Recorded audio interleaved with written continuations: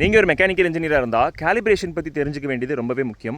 பொதுவாக மெக்கானிக்கல் இன்ஜினியரிங்கில் ஒரு instrument R equipment நம்ம யூஸ் பண்ணுறதுக்கு முன்னாடி அதை வந்து ப்ரியராக கேலிப்ரேஷன் பண்ணணும் அப்படிங்கிறது ரொம்ப ரொம்ப முக்கியம். கேலிப்ரேஷன் அப்படிங்கிறது பார்த்தீங்கன்னா ஒரு இன்ஸ்ட்ருமெண்ட் ஆர் எக்யூப்மெண்ட் அதில் வந்து ஏதாவது எரர் இருக்கா அப்படின்னு செக் பண்ணுறது. அந்த எரரை வந்து நம்ம கிளியர் பண்ணல அப்படின்னா அந்த எரரோடையே நம்ம வந்து மெஷர் பண்ணுற மாதிரி இருக்கும். நமக்கு கிடைக்கக்கூடிய டெஸ்டிங் ரிசல்ட்ஸ் வந்து வேலிட் ரிசல்ட்ஸாக கரெக்டான ரிசல்ட்ஸாக இருக்காது.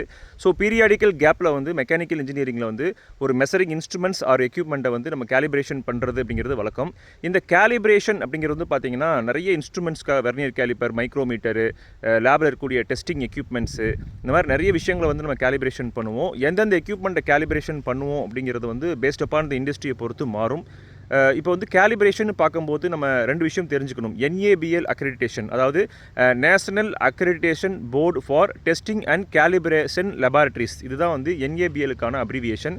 இது வந்து ஒரு இந்தியன் பாடி, அதாவது ஒரு அட்டானமஸ் பாடி, இந்தியன் பாடி, இந்தியாவுக்குள்ளே இருக்கக்கூடிய ஒரு அமைப்பு. இது வந்து ஒரு கேலிப்ரேஷன் லெபார்ட்ரிங்கிறது பர்ஃபெக்டாக இயங்குதா இல்லையா, அதனுடைய காம்படன்ஸ், அதனுடைய ரிசல்ட்ஸ் கொடுக்கக்கூடிய அந்த தன்மை, அதனுடைய கான்ஃபிடென்ஷியல் இதெல்லாம் வந்து கரெக்டாக இருக்கா இல்லையா அப்படிங்கிறத என்ஷூர் பண்ணுவாங்க.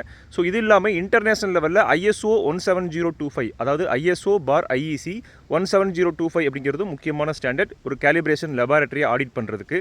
ஸோ இதை பற்றி நம்ம ஃபர்தராக அடுத்த வீடியோவிலும் டிஸ்கஸ் பண்ணலாம். மெக்கானிக்கல் இன்ஜினியரிங் சம்மந்தப்பட்ட மோர் கான்டென்ட்டுக்கு தொடர்ந்து நான் ஃபாலோ பண்ணுங்கள்.